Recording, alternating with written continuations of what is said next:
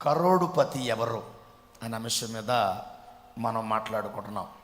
నీకు అర్థం కాలేదు, కరోడుపతి అని అంటే ఒకసారి గట్టిగానే అనుకున్న వాళ్ళు ఆ పేరు చెప్పగానే ఒక్కొక్కళ్ళు ఇటు చూస్తూ ఉన్నారు, అర్థం కావట్లేదు వాళ్ళకి. కరోడుపతి అంటే ఈ భూలోకంలో ఉన్నటువంటి లక్షాధికారి కంటే ఐశ్వర్యవంతుల కంటే గొప్పోడు. ఆ కరోడుపతి గురించి మనం నేర్చుకుందాం. దానికి ముందుగా కొన్ని మాటలు బైబిల్లో నేను చదివిస్తాను. 119వ కీర్తన 33వ వచనాన్ని ధ్యానం చేద్దాం. యెహోవా నీ కట్టడలను అనుసరించుటకు త్వరగా పెట్టిన స్టాండు. నీ కట్టడలను అనుసరించుటకు నాకు నేర్పు. ఏమన్నాడు ఇక్కడ చెప్పండి మిగతా వాళ్ళు? వెనకున్నవాళ్ళు యెహోవా నీ కట్టడలను అనుసరించుటకు నాకు నేర్పు. ఆమేన్. ఇప్పటి వరకు ఎవరైనా ఇలాగా ప్రార్థన చేశారా మీ జీవితంలో?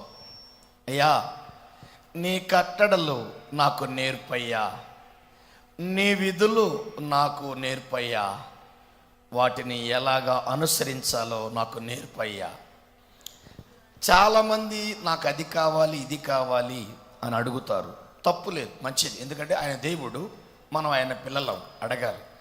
కానీ ఏది మనకి ఇవ్వాలి అన్నా ముందుగా దేవుని కట్టడలు మనం తెలుసుకోవాలి. ఆకాశానికి కట్టడ ఉంది, భూమికి కట్టడ ఉంది. కట్టడ అంటే మీకు అర్థం కావాలి. భారతదేశంలో రోడ్డుకి ఎడం వైపునే మనం వెళ్ళాలి. కుడివైపునే వెళ్ళామనుకోండి డ్రైవింగ్ లైసెన్స్ తీసేస్తాడు. అవునా కాదా? రోడ్డుకి ఎడం వైపు వెళ్ళటం ఎలాగ కట్టడో, ఎర్ర లైట్ ఎలగగానే ఎలాగ మనం ఆగిపోవాలో సిగ్నల్లో, అలాగే దేవుడు కూడా మనకి కొన్ని అవసరమైనవి ఇవ్వాలి అంటే కొన్ని కట్టడలు కావాలి. ఆ కట్టడలు మాట్లాడుతూ ఇక్కడ భక్తుడు మాట్లాడుతున్నాడు. కొంచెం ఈరోజు మొదటి ప్రసంగంలో కొంచెం గట్టిగా మాట్లాడటం వల్ల గొంతు పోయింది, కొంచెం అర్థం చేసుకోండి చాలు. ఓకే. నెంబర్ 1, నీ కట్టడలు అనుసరించుటకు నాకు నేర్పు అన్నాడు. ఓకే. ఇప్పుడు 119వ కీర్తన 71 చదువు. ఏమన్నాడు అక్కడ? నీ కట్టడలను నేర్చుకున్నట్టు. నా తర్వాత నువ్వు చదవకూడదు, రెడీగా ఉండాలి. రైట్, చదువు. నేను నీ కట్టడలను నేర్చుకున్నట్లు శ్రమ నొంది ఉండుట నాకు మేలాయెను. అది శ్రమ నొంది ఉండుట నాకు మేలు అంటే నేను ఈ కట్టడలు నేర్చుకుంటున్నప్పుడు నాకు శ్రమ వచ్చినా కానీ పర్వాలేదు అంటున్నాడు. దేవుని కట్టడలు నేర్చుకుంటున్నప్పుడు కొద్దిగా మీరు అప్పులు పోలయ్యారనుకోండి, బాధపడకండి. అడదే అంటున్నాడు ఇక్కడ, నీ కట్టడలు నేను నేర్చుకొనున్నట్లు శ్రమ నొంది ఉండుట నాకు మేలు అంటున్నాడు.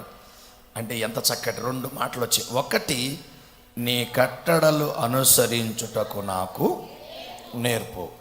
రెండవది, నీ కట్టడలను నేర్చుకొనున్నట్లు శ్రమ నొంది ఉండుట నాకు మేలు. ఇప్పుడు 72వ వచనం చదువు అక్కడే కింద. వేల కొలది వెండి బంగారు నాట్యముల కంటే నీవిచ్చిన ధర్మశాస్త్రము నాకు మేలు. వేల కొలది వెండి బంగారం అన్నాడా? వేల కొలది వెండి బంగారు నాణ్యముల కంటే నీవిచ్చిన ధర్మశాస్త్రము. నిజం మీరు చెప్పండి, ధర్మశాస్త్రం అంటే బైబిల్. మీకు వెండి బంగారాలు ఇస్తే మీకు ఇష్టమా? ఈ బైబిల్ మీకు ఇస్తే ఇష్టమా? అబద్ధం ఆడినట్టే. మీరు బైబిల్ కాదు. ఒక్కొక్కళ్ళకి ఒక 5 సెవర్లు బంగారం చేయించాను అనుకోండి, నేను వద్దన్నా వస్తారు చర్చికి. మీరు అదే బైబిల్ ఇచ్చాను అనుకోండి, ఇచ్చేళ్ళు ఆయన తక్కువ రేటు బైబిల్. దావీద్ మహారాజు అదే మాట్లాడుతున్నాడు బిడ్డలారా. చదువు 72. వేల కొలది వెండి బంగారు నాణ్యముల కంటే ఆగబాక, వెళ్ళిపో, ముక్కలు చేయబాక, వెళ్ళి చదువు. నీవిచ్చిన ధర్మశాస్త్రము నాకు మేలు. అది చాలు. ఓకే, ఈ కట్టడలు బాగున్నాయి. ఇంకొక కట్టడ మనం చూద్దాం. 119వ కీర్తన 119వ కీర్తన 112వ వచనం చదవండి.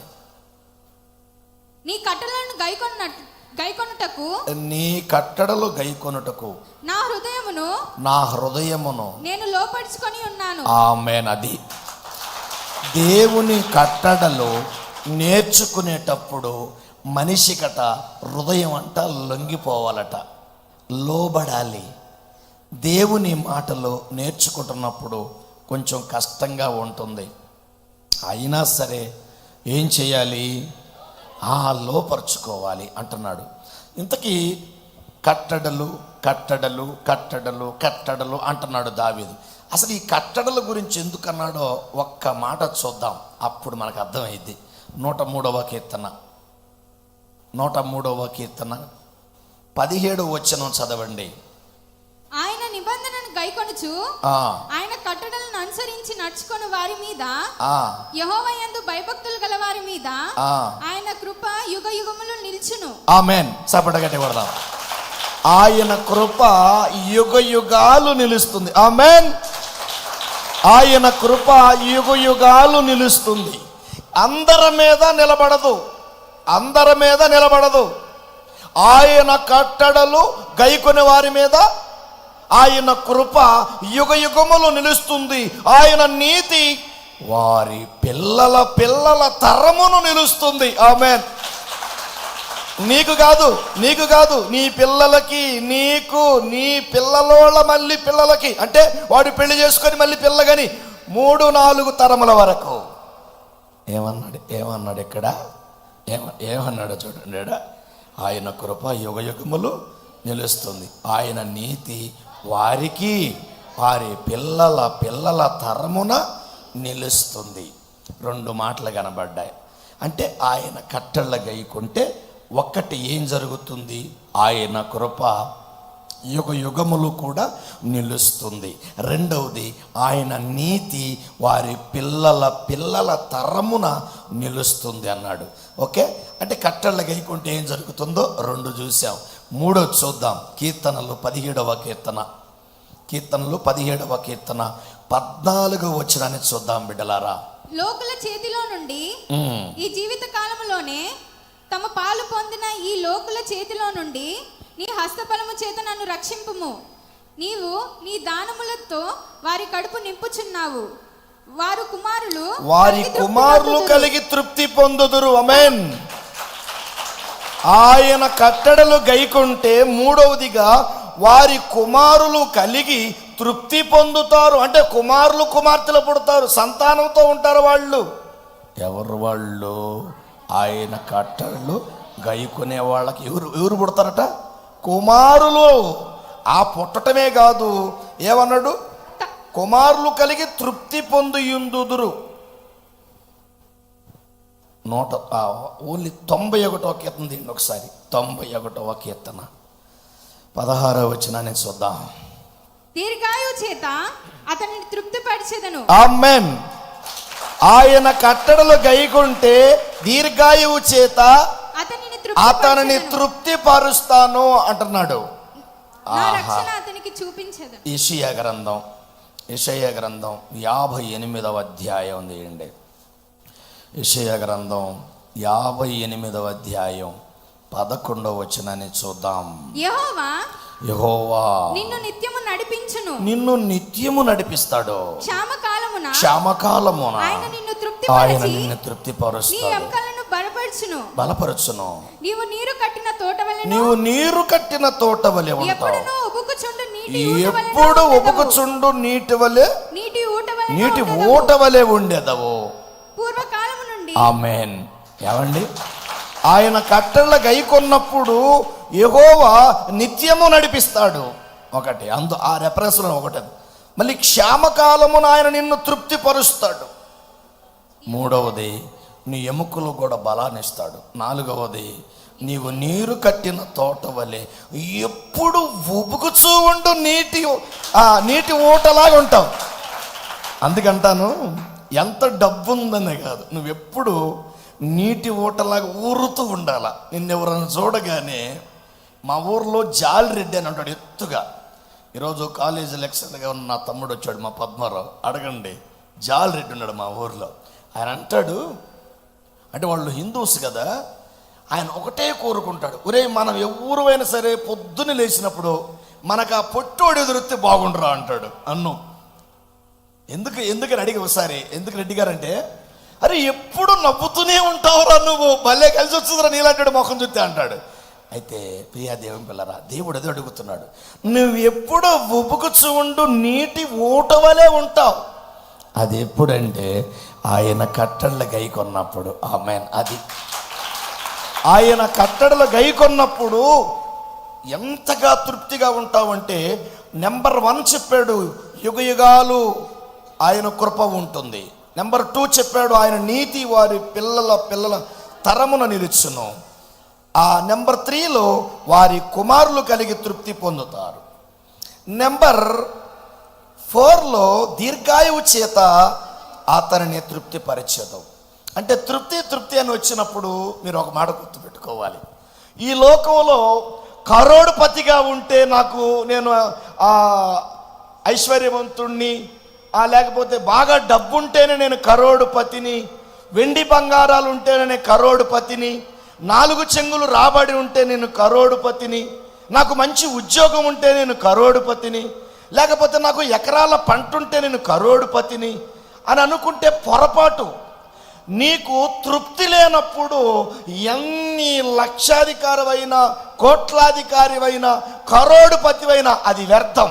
ఇంక ఎవడ్రా కరోడుపతి అంటే, జీవితంలో కొంచెమున్నా, ఎక్కువ ఉన్నా, తక్కువ ఉన్నా, ఉన్న దానిలో ఎప్పటికప్పటికే తృప్తిగా ఉంటావు చూడు, వాడు కరోడుపతి.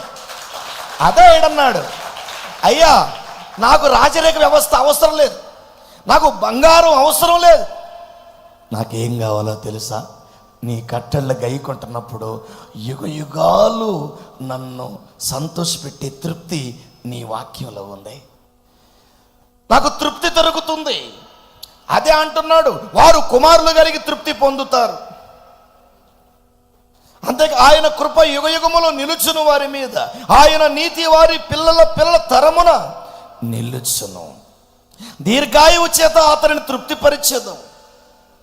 యెహోవా నిన్ను నిత్యము నడిపిస్తాడు, క్షామకాలమున ఆయన తృప్తిపరుస్తాడు. డబ్బుంటేనే తృప్తి అనుకుంటే పొరపాటు. క్షామకాలం అన్నాడు. క్షామకాలం అంటే ఏందనుకుంటున్నారు? కరువు. క్షేమకాలం వేరు, క్షామకాలం వేరు. క్షేమము అంటే మంచి, లేక సమృద్ధి, లేక ఆశీర్వాదం. కానీ క్షామకాలమున ఆయన నిన్ను తృప్తిపరుస్తాడు, నీ ఎముకలకు కూడా బలమునిస్తాడు. నీవు నీరు కట్టిన తోట వల్ల ఎప్పుడు ఉబుకుచూ ఉండు, ఆ నీటి ఊటలా ఉండేదు. ఆమెన్. ఇది కరోడుపతికి సూచన. ఇది దావీదు ఆయన కట్టళ్ళ గైకొనడం వల్ల దేవుడు ఏ విధంగా తృప్తిపరుస్తున్నాడు నేర్పిస్తున్నాడు. ఈ వాక్యం వింటున్నప్పుడు కొద్దిసేపు మీకు ఇష్టంగా ఉండదు, కానీ వాక్యం పూర్తిగానండి ఇంకొక 20 నిమిషాలు ఏంటంటే చాలు, అప్పుడు మీరు నాకు చెప్పండి సమాధానం. అంటే ఈరోజు చాలామంది కూడా లోకంలో ఏదో డబ్బు చూసి మురిసిపోతూ ఉన్నారు, బంగారం చూసి మురిసిపోతున్నారు, ప్లాట్లు, ఇళ్ళు, ఏదో మురిసిపోతూ ఉన్నారు. ఏదో ఉద్యోగం ఉందని, పిల్లలు ఉన్నారని, కుమారులు ఉన్నాయి, కారు ఉందని, బిల్డింగ్లు ఉన్నాయని. అసలు అది కాదు. అన్నీ కూడా నీకు తృప్తి లేకపోతే వేస్ట్. బైబిల్ చెబుతుంది, నిజమైన కరోడుపతి ఎవరు అంటే, ఉన్నదానిలో తృప్తిగా ఉండేవాడు, ప్రతిరోజు తృప్తిగా ఉండేవాడు కరోడుపతి అంటుంది బైబిల్. ఆమెన్. మీకు ఒక మాట చూపిస్తా. ఒకవేళ అలా కాదనుకుంటే కీర్తనలు చూద్దాం. 37వ కీర్తన 19వ వచనం చూడండి. ఆపత్కాలమందు వారు సిగ్గునందరు. డబ్బు లేకపోయినా పర్వాలా, నువ్వు ఆయన కట్టళ్ళ గైకున్నావంటే ఆపత్కాలమందు వారు సిగ్గునందరు. కరువు దినములలో వారు తృప్తి పొందుతారు. కరువులో కూడా, అంటే డబ్బుండి తృప్తి కాదు, కరువులో కూడా ఆపత్కాలమందు సిగ్గునందరు, కరువు దినములలో వారు తృప్తి పొందుతారు అన్నాడు. మీకు ఒకవేళ ఈ లోకంలో ఈ వీడియో మాట్లాడుతున్నప్పుడు కేవలం మీ కొరకే అని అనుకోకండి. ప్రపంచవ్యాప్తంగా ఈరోజు చాలామంది కరోడుపతులు ఎవరు అనే సంగతి వాళ్ళకి అర్థం కావటంలా. అన్నీ ఉన్నాయి కానీ తృప్తి లేని జీవితం. కానీ బైబిల్ అంటుంది, నీవు ఎప్పటికప్పటికే కొంచెమున్న గుడిసెలు ఉన్న పున్నీలు అన్నం తిన్నా, కంచి తాగిన, కారము తిన్నా సరే ఆ ఉన్న దాంట్లో నువ్వు తృప్తిగా ఉండు. దేవా నీకు స్తోత్రం, నాకు ఇచ్చిన ఈ గుడిసెకై నీకు స్తోత్రం, నాకు ఇచ్చిన ఈ కారపు మెతుకులకై నీకు స్తోత్రం, క్షామకాలంలో కూడా నన్ను తృప్తిపరచువాడు నీవే అని నువ్వు అంటూ ఉండు. అసలు నిన్ను మించిన కరోడుపతి ఇంకెవరు లేరు ఈ దేశంలో. ఆమె మీ అందరికీ ఒక మంచి విషయాన్ని నేను చదివి వినిపిస్తాను, చూడండి ఒకసారి. ఒకవేళ కరోడుపతి బాగా డబ్బున్నవాడే కరోడుపతి అయితే అనుకుంటే, దీనికి బాగా అందరికంటే ఎక్కువగా సంపాదించిన ఆస్తిపరుడు ఒక ఆయన ఉన్నాడు. ఆయన ఎవరో బైబిల్లో నేను చూపిస్తాను, చూడండి ఒకసారి. ప్రసంగి గ్రంథం తీద్దాం అందరం కూడా, 4వ అధ్యాయం తీద్దాం అందరం కూడా. ప్రసంగి గ్రంథం 4వ అధ్యాయం 8వ వచనంలో, ఒంటరిగానున్న ఒకడు కలడు. ఒంటరిగానున్న ఒకడు కలడు, అతనికి జతగాడు లేడు, కుమారుడు లేడు, సహోదరుడు లేడు, అయినను అతడు ఎడతెగక కష్టపడును. అతని అవసరం లేదు. అతని కన్ను ఐశ్వర్యము చేత తృప్తి పొందదు. అతడు సుఖమను నది నెరుగక ఎవరి నిమిత్తం కష్టపడుచున్నానని అనుకొనడు.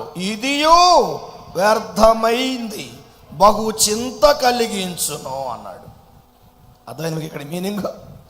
ఒంటరిగానున్న ఒకడు కలడు, అతని జతగాడు లేడు, అతనికి కుమారుడు లేడు, సహోదరుడు లేడు, అతడు ఎడతెగక కష్టపడుతున్నాడు, అతని కన్ను ఐశ్వర్యం చేత తృప్తి పొందదు.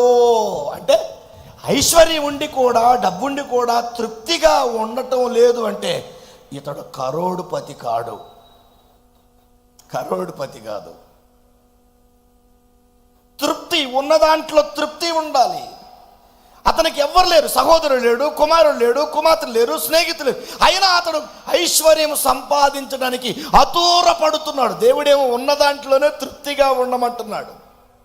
దావీదు అదే అంటాడు, నాకున్న డబ్బులో నాకు తృప్తి లేదు, నాకున్న వెండిలో తృప్తి లేదు, నేను యెరూషలేము కొరకు కూడబెట్టిన బంగారంలో నాకు తృప్తి లేదు, నాకు తృప్తి అంతా నీ కృపలోనే ఉంది. ప్రసంగి గ్రంథం 5వ అధ్యాయం చూద్దాం. ఒకవేళ డబ్బులో తృప్తి ఉందా చూద్దాం. 5వ అధ్యాయము 10వ వచనం. ద్రవ్యమును అపేక్షించువాడు ద్రవ్యము చేత తృప్తి నందడు. ధన సమృద్ధిని అపేక్షించువాడు దాని చేత తృప్తి నందడు. ఇది కూడా వ్యర్థమే. ఆస్తి ఎక్కువైన దాన్ని భక్షించువారు ఎక్కువ అగుదురు. కన్నులారా చూచుటయే గాని ఆస్తి పరునికి తన ఆస్తి వలన ప్రయోజనం ఏమీ లేదు. కష్టజీవులు కొద్దిగా తిన్నా, తక్కువ తిన్నా శిఖ నిద్ర నొందుదురు. అయితే ఐశ్వర్యవంతులకు తమ ధన సమృద్ధి చేత నిద్ర పట్టదు. సూర్యుని కింద మనసునకు ఆయాసకరమైనది ఒకటి జరుగుట నేను చూచితని, అదేదనగా ఆస్తి గలవాడు తన ఆస్తిని దాచిపెట్టుకొని తనకు నాశనము తెప్పించుకుంటాడు. అయితే ఆ ఆస్తి దురదృష్టము వలన నశించిపోవును. అతడు పుత్రులు గలవాడైనను అతని చేతిలో ఏమీ లేకపోవును.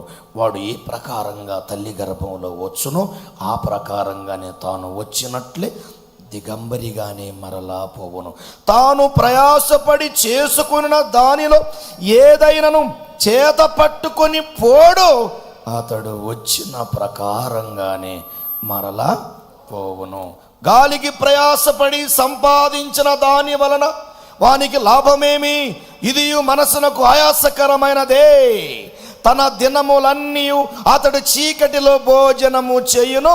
అతని వ్యాకులము రోగమును అసహ్యమును కలుగును. ఇదేంది, ఇంత డబ్బు ఉందిగా, వ్యాకులం అంట, రోగం అంట, ఇదేంటి? మీకు డౌట్ వస్తుంది, మేము డబ్బు సంపాదించుకోవద్దా అనేది మీ డౌట్. సంపాదించుకుందరు కానీ కొద్దిగా ఆగండి, బాగా వినండి. ఎందుకంటే మీకు నచ్చిన వాక్యం వచ్చినప్పుడు మీరు బైబిల్లో దాపెట్టుకుంటారు వాగ్దాన రూపంలో. ఇది కూడా మనకే, ఈ దేవుడు రాసింది, నేను రాసింది అనుకోబోకండి. ఒకవేళ మీరు కుళ్ళుకోవాలన్నా ఎసలు పడాలన్నా నా మీద వద్దు, ఇది రాసిన ఆయన మీద చూసుకోండి. ఏదన్నా ఉంటే ఆయన చెబుతున్నాడు, నేను బాగా డబ్బు సంపాదించి, సొలొమోను రాజు, దావీదు కుమారుడు సొలొమోను రాజు బాగా ధనవంతుడు, ఆయన అంటున్నాడు కరోడుపతిగా ఉన్నా నాకు తృప్తి లేకపోతే నేను ఎంత ఉన్నా వ్యర్థం అంటున్నాడు. అందుకే అసలు సొలొమోను మహారాజు గారు ఎంత ఐశ్వర్యవంతుడో మీకు చూపిస్తాను. తీయండి 2వ అధ్యాయం తీయండి ఒకసారి. 2వ అధ్యాయం 4వ వచనం చూడండి. నేను చదువుతాను. నేను గొప్ప పనులు చేయబూనుకుంటుని. నాన్న ఈ వాక్యం వాళ్ళందరూ చూపించు. 2వ అధ్యాయము 4 నుంచి మొత్తం చదువుతా, జాగ్రత్తగా చూపించు వాళ్ళందరికీ. ప్రసంగి 2వ అధ్యాయము 4 నుంచి.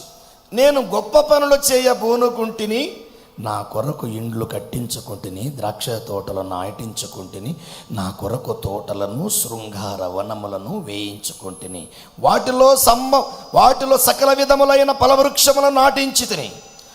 వృక్షములను నారుమళ్లను నీరు పారుటకై నేను చెరువులు తవ్వించుకుంటుని, పనివారిని పనికత్తెలను సంపాదించుకుంటుని. నా ఇంట పుట్టిన దాసులు నాకుండిరి. యెరూషలేమునందు నాకు ముందుండిన వారందరికంటే ఎక్కువ పశువుల మందలను, గొర్రె మేకలను, మందలను బహు విస్తారముగా సంపాదించుకుంటుని. నా కొరకు నేను వెండి బంగారములను, రాజులను, సంపాదించు సంపాదనను, ఆయా దేశములలో దొరుకు సంపత్తును కూర్చుకుంటుని. నేను గాయకురాండ్రను, మనుషులు ఇచ్చయించు సంపదలను సంపాదించుకొని బహుమంది ఉపపత్నులను ఉంచుకుంటుని. నాకు ముందు యెరూషలేమునందు వారందరికంటే నేను ఘనుడనై అభివృద్ధి నొంది తిని. నా జ్ఞానము నన్ను విడిచిపోలేదు. నా కన్నులు ఆశించిన వాటిలో దేనిని అవి చూడకుండా నేను అభ్యంతరము చేయలేదు. మరియు నా హృదయము నా పనులన్నిటిని బట్టి సంతోషింపగా సంతోషకరమైనది ఏది అనుభవించకుండా నేను నా హృదయమును నిర్బంధించలేదు. ఇది నా పనులన్నిటి వలన నాకు దొరికిన భాగ్యం.